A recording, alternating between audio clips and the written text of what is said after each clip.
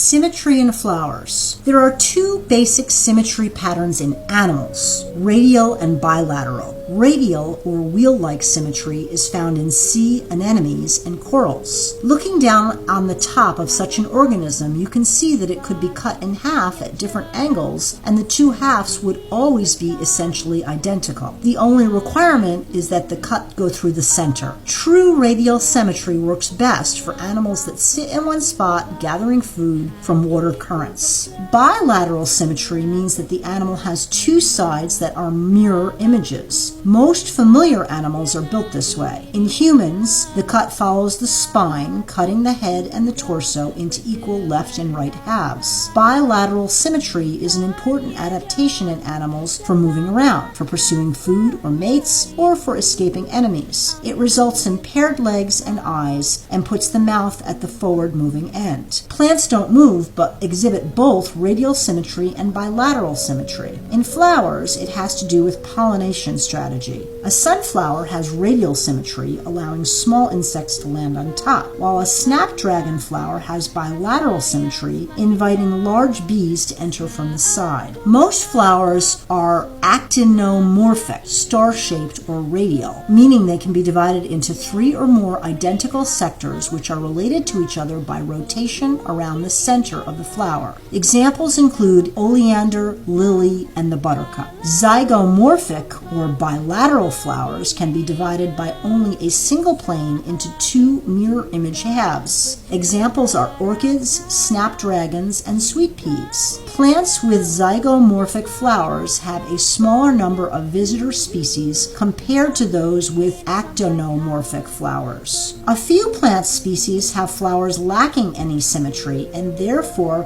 have handedness. Examples include Valeriana officinalis, Canna indica, and broccoli flowers.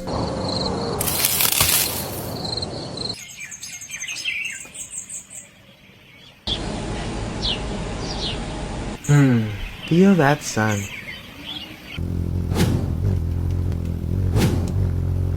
I'm not gonna be your breakfast today, frog. Thief! Thief! Join these northeastern meadow dwellers as they make observations and collect evidence to identify the sneaky thief in their midst.